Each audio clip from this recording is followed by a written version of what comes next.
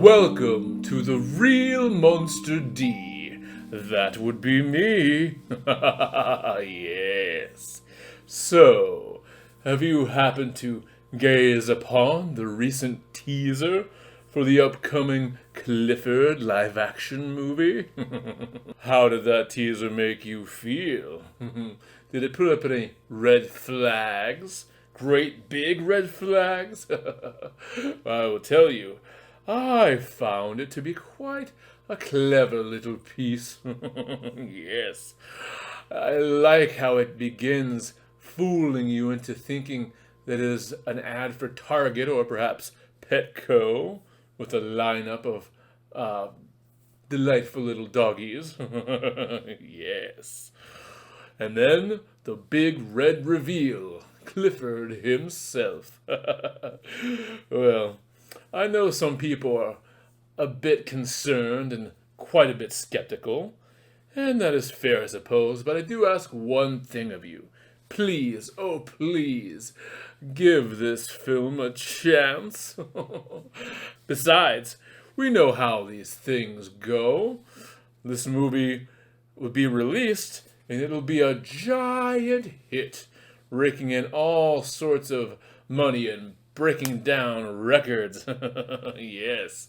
And soon with that, it'll spawn a sequel, and another sequel, and perhaps even another sequel, and then, once it seems to be almost overstaying its welcome, then comes the reboot. Yes.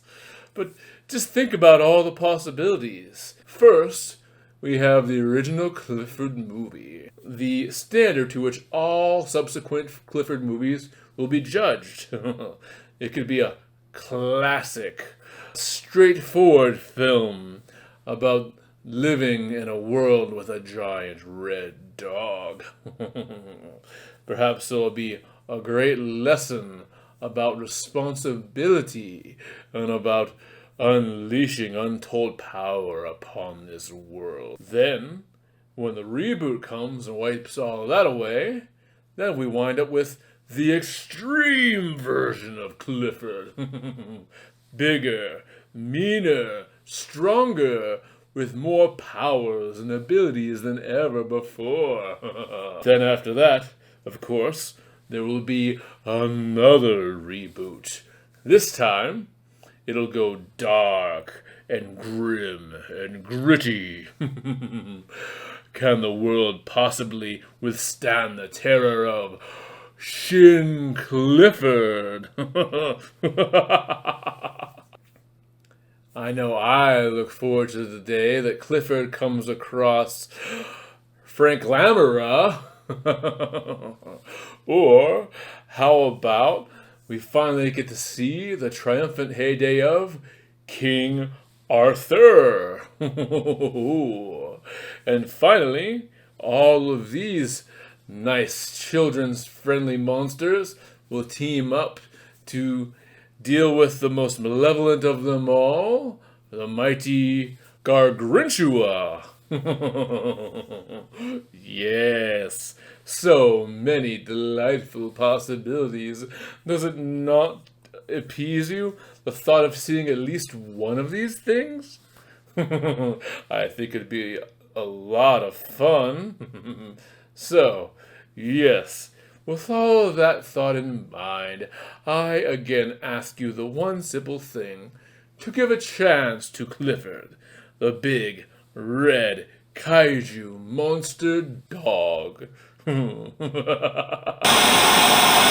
Metal in my mail. How good do I feel? Getting such a massive slab of male steel. Yes. Hello there, monster fans.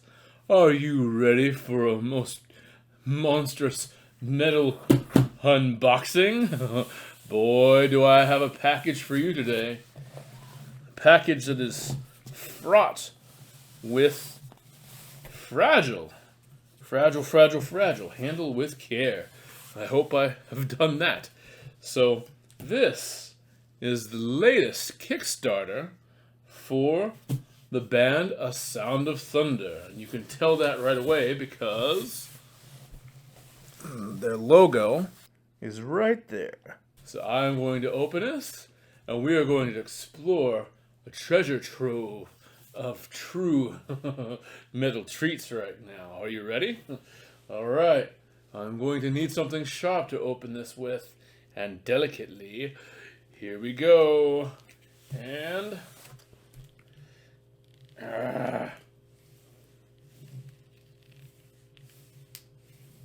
okay, I do not believe this is sharp enough. Perhaps I already have something sharp enough for it. Okay. That is not working, obviously. Let me go to some real metal for assistance. Children at home, when you're opening your packages, if you need scissors or some other blade to open your package, please seek the aid of an adult. Certainly nice to have someone else around to share the new metal with anyway, is it not? Alright, well, let us see what we have to explore. Oh, wow. So first thing we have is cardboard. But do not worry, there's much more than cardboard here. Wow, there was a lot. So first is a white and black long sleeve. Look at that. Wow. Do you know who that is? That is Udaroth. He's doing sort of a power kneel. Like he is succumbing to his own demonic energy. Yes. This, I believe, was a backstock shirt that was out of the loop for a little while, and they added it back in for this package. So, lovely. That is one shirt. Oh, what else do I have? A brand new hoodie. Look at that. There's the hood. Apologize if I disappear in all of my prizes. Here is the artwork on the back for Parallel Eternity, which is the album hidden within inside here. And also, now, a rare collector's item, I suppose this may be, because apparently the logo on front and the letters are slightly off center, making the zip not right in the middle of the logo. You might not even notice that. In fact, I doubt I would have noticed it had I not been personally contacted by the band leader and mentioned that this was the case. And I was given the option of either taking this or possibly gaining the corrected version later down the line. Well, I love a good mistake and a good rare hiccup, so I went with this. I think it's quite lovely. And the fact that this band is that great on their customer service that they made sure that I was aware and ready for change, I think says a lot. See, that is the benefits of crowdfunding and for sticking with the smaller bands. Oh man, it looks like there's a box in this box. Going on, ooh, black box. Big black box. And it appears this box is empty, so I am going to put that down, and I'm actually going to move these now to make room for what comes next.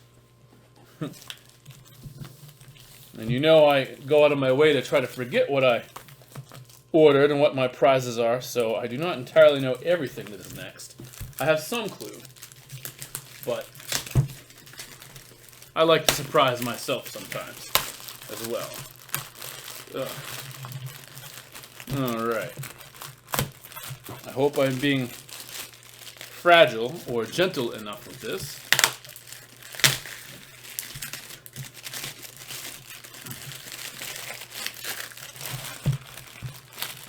Alright. In there, by the way, another Sound of Thunder logo. on the sticker there. Black paper is interesting. Pretty metal. Black paper! Black paper!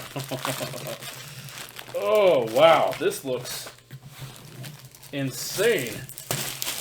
This whole box is decked out. I'm sure there's nothing in here. You never know. I am in here. Now, look at this. A whole Parallel Eternity box. Is that not beautiful? With the Mad Conductor and his robot army of musical minions. Thunderous, eh? Alright. Now let me find how to open this. Oh. Wow, and there's more. Wow, you know what? Okay, so this is like the core of the actual prizes. So now we have a Parallel Eternity t-shirt. Look at that. Oh, and this is also from the 10th anniversary of A Sound of Thunder. They have been around 10 years. There's a lot of music that they have made in that time frame. So, amazing. Nice. 2010 to 2020. That is one good thing about the 2020 year, huh? Now there is black paper. Look at this stuff. This is fun. I could add to my beard here. They found every last black thing that they could to metal this thing up. This appears to be the CD version of Parallel Eternity.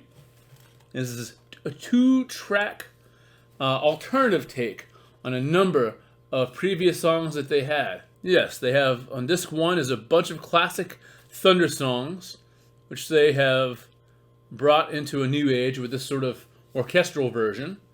And then the Kickstarter, as it increased in its donations, they added all these other bonus songs, so they have, let me see here, ethereal versions and acoustic versions and more classical and pure. Oh, for example, their song A Sound of Thunder, they have a classical all instrumental version. So a lot of that. Something done in something called a Thunderwubs version. Thunderwubs. That could be the name of their alternative band, Thunderwubs. Maybe if they start doing nursery rhyme songs. I'm going to keep digging here. And, oh, this is going to be a Sound of Comics. This is the Parallel Eternity graphic novel, essentially. Actually, this has all sorts of things in it. It has photos. It has stills from, I believe, their music video. Oh, music video concept work. Nice. Very nice. And by the way, signed. And this is signed. Signed in silver. Wow. Very, very nice. And actually, I wonder... Oh, you know what? Let me do something here. So this is a big photo booklet. So these photos are taken by fans and friends and sort of various members of the Thunder Legion, the Legion of Thunder. But let me see. There's something special I'm looking for here. Ooh. That time they were the 4 horsemen of the corpse paint. That time that they briefly were Man of War. And then... Oh, here it is. Look at this. There's an entire page in this booklet dedicated to my fan art of the band. I was in this box the whole time. How about that? Very nice. I'm going to continue. This is a book and a disc about Rye which is a character from Valiant Comics, as they and The Sound of Thunder have done a lot of collaborating. So check that out.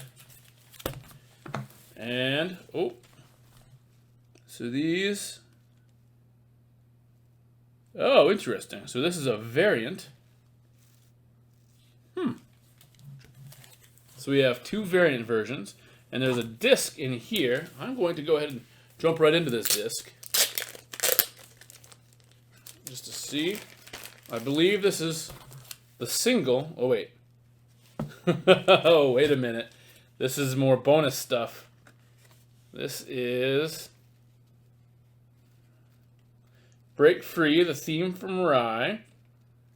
And then there's, oh, this is the 8-bit stuff. These are 8-bit songs. This was a tier on Kickstarter. So 8-bit versions of Udroth and Fortress of the Future and Out of the Darkness and Elijah. Very, very nice. So even more music. And then we have a sticker. And this stuff is going to fall and start attacking any moment here. We have what looks sort of like a postcard, more like a fan card. It's a thank you card, in fact, all signed by the band. Very, very nice. And we have, whoa. Now, this is called a lenticular. I don't know. So it has a hole in it, sort of like a record. It's clearly not a record, but look at that. Shiny and translucent and beautiful.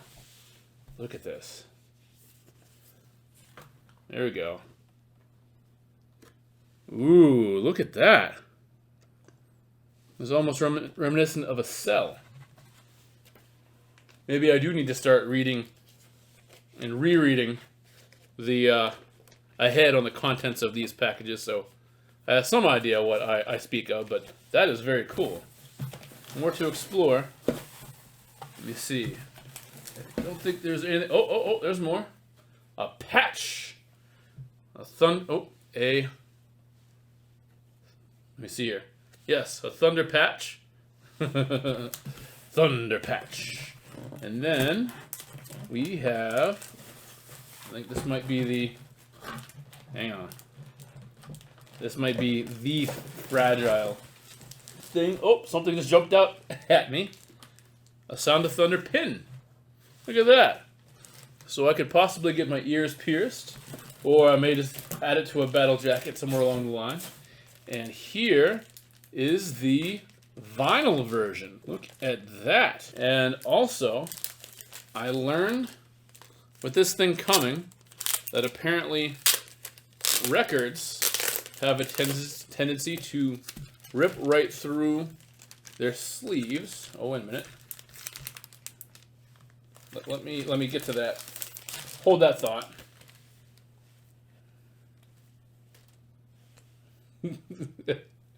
My lack of vinyl knowledge thinks this could be a circular mouse pad, but I know that is not correct. There's a print. Look at that. Rye. Here it is. So the vinyl was left outside of the sleeve and in this plastic so that it would not rip through, because apparently when vinyl is shipped, that has a very easy tendency to happen. Wow. This is beautiful. I almost do not want to even pull it out, but I'll be very careful. Look at that. That is a record. Can you believe that? Pretty, huh? Very pretty. And again, I want to be very gentle and put this back in its little case here. Hang on. Wow. If I could find the opening of the case here, I may just move on. It eludes me. Alright, so I'm going to gently put this here. It should be safe. And there's a second disc, which is of a similar clear and splattered pattern. And then the actual Big old vinyl sleeve, too. Look at that. Wow. So classic and classy. And classical. All of that class. I just took you to metal class today, huh? So look at all this stuff. Beautiful. I am swimming in thunder. So much. All right. Well, I am going to depart you now so I can appropriately reshelve and stock and sleeve all of this gear in a most beautiful way. I hope you have enjoyed this. If you like seeing packages like this open, consider joining some Kickstarters of small, more independent bands yourself and helping to support their cause. Because this is one way that they can get away from the old sort of record label system and do things that they want, create the kind of content, both music and merch, that they want. And just look at all the neat merch that you get, huh? I've got an entire wardrobe down here, too. So yes, stay monstrous and stay thunderous. Welcome to the drawing challenge. Today, I have something we can really howl over. Yes. We're going to conclude today's episode of The Real Monster D with a real monster dog. That is right. I'm going to attempt to create a convincing monster dog in 5 minutes or less. Are we ready? Here is the time. Oh. Let me actually set it. And begin. So when you think of a monster dog, what comes to your mind? Do you think that dogs are all automatically monsters, regardless? Let us see what we can come up with. First, I wonder what would be a good monster for such a monster dog. I'm just going to sort of go with my feelings. So you at home, do you happen to have a dog of your own? And if so, does that dog ever constitute as a monster? What are some of the more monstrous things that your dog might have done? I could tell a story of a monster dog I once encountered, as I attempt to draw here. Let's see here. So once I was very, very young, just a wee little monster maker, and I was out waiting to catch the bus to elementary school at the time. It was very early in the morning. It was still dark, and it was foggy, thick with fog. And as I waited at the stop, also unusual for this time in the morning, I was the only child there waiting. All the other ones, for some reason, were nowhere to be seen. So I waited and waited, and lo and behold, across the street, some blocks down, piercing out of the shadows, I saw a large black Great Dane. I was quite young and small at the time, so of course this dog towered over me easily. It was a giant. And I was a little bit nervous, but then I thought, well, if I stay still, perhaps this dog will pass me by, right? So I remained very still. I tried to remain calm, figuring, just maybe it may take no interest in me. But of course, it took interest in me. And it crossed the street, heading right in my direction. Ooh. striking out on markers today, I am. Ooh. It pays to go ahead and check your monsters. I mean, your markers and your monsters before you draw the monsters. There we go. Anyway, so this Great Dane was coming right for me, diagonally across the street. Yeah, like a guided missile. And the closer it got, the more I shook and more nervous I was. And I thought for sure I was going to be in some serious trouble. This thing got right up to me. And I thought it was going to jump on me and just maul me, and that was going to be the end. So it got right up close, and then it jumped up on me, and it proceeded to lick me, to kiss me. It actually was one great big sweetheart. I actually made a friend that morning. Oh, instead of making the menu. Now.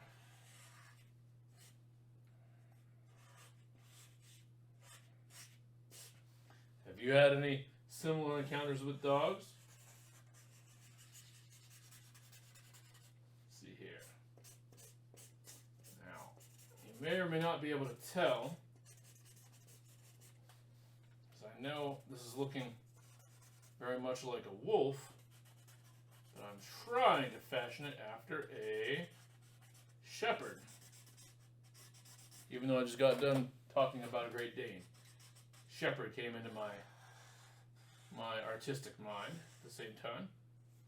I do not really have any particularly harrowing stories about shepherds. I'm sure most of them are nice. Oh! I did not quite get to finish my monster dog. Oh well. At the very least, I finished my monster dog story. And I hope you enjoyed it and enjoyed my little attempt here. Let that be a lesson to you. Always have your Sharpies tested and ready to go. Well, I hope you have enjoyed this episode of The Real Monster D. If you did, please do like the video and toll that bell so you can be ready, willing, and salivating for the very next episode of The Real Monster D. Till next time.